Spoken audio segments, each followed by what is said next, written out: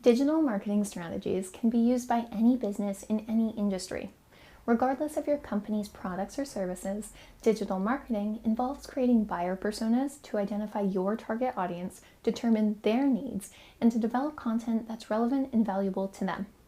However, that doesn't mean all businesses should implement the exact same digital marketing strategy. So, what does digital marketing look like for B2B organizations? If your organization is business to business or B2B, your digital marketing efforts are likely to focus on online lead generation with the goal of connecting your leads with a salesperson directly. For that reason, your marketing strategy should aim to attract and convert the highest quality leads for your business through your website and supporting digital channels. Beyond your website, you should focus your marketing efforts on business-related channels like LinkedIn, where your target audience is spending their time online. So then, what does digital marketing look like for B2C organizations? If your organization is business to consumer or B2C, it's likely that the goal of your digital marketing efforts is to attract potential leads to your website and have them become customers without ever needing to speak to a salesperson. For that reason, you're probably less likely to focus on leads in their traditional sense. Instead, you're more likely to focus on building an accelerated buyer's journey from the moment someone visits your website to the moment they make a purchase. This will mean that the key features of your product or services are highlighted closer to the beginning of the customer's buyer's journey than they would be for a B2B business. For B2C companies, channels like Instagram and Pinterest can often be more valuable than business-focused platforms like LinkedIn. Now, the kind of content you create depends on your audience's needs at the different stages of the buyer's journey. You should start by creating buyer personas to identify what your audience's goals and challenges are in relation to your business. Your online content should then aim to help your audience meet those goals and overcome those challenges. Next, you'll need to think about when your audience is most likely to be ready to consume your content depending on the stage of the buyer's journey they're in. That's where content mapping comes in. With content mapping, the goal is to target content according to 1. The characteristics of the person who will be consuming it, that's where your buyer personas come in, and 2. How close that individual is to making a purchase, i.e. their life cycle stage. In terms of the format of your content, there are a lot of different things to try. Here are some options HubSpot recommends using at each stage of the buyer's journey. During the awareness stage, it's effective to use infographics. These are very shareable, meaning they increase your chances of being found through social media when others share your content. You can also use short videos. Again, these are very shareable and can help your brand be seen by new audiences by hosting them on platforms like YouTube. During the consideration stage, think about using ebooks. Ebooks are beneficial for lead generation since they're usually more comprehensive than a blog post or infographic. Typically, this means that someone is more likely to exchange their contact information to receive it. You could also try free samples. Consider this. An individual wants to paint the inside of their home, but they don't know what color. As they consider which color, the solution, they pick up paint chip cards from their local hardware store. These cards are created by a provider based on their individual solution. When the individual falls in love with a color, they already know who the provider is that makes it. And no buyer's journey would be complete without webinars. As they're more of a detailed, interactive form of video content, webinars are an effective content format as they're more comprehensive than a blog post or short video.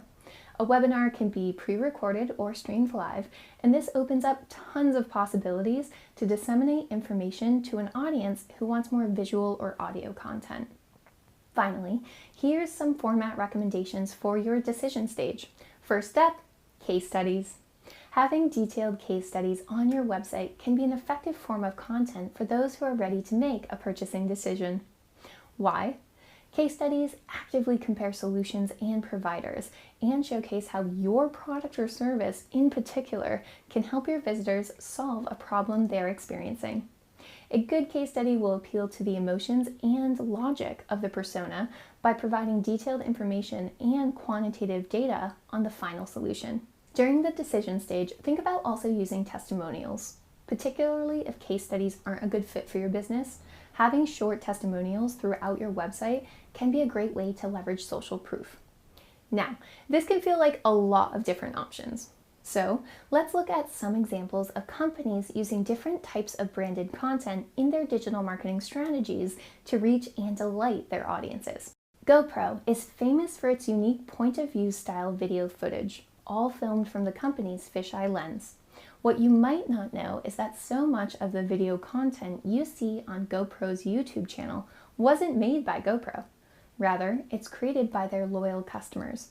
By populating their YouTube channel with user-made video content, GoPro has encouraged their fan base to capture their footage and adventures and then post it online, crediting the GoPro product for their footage and experience.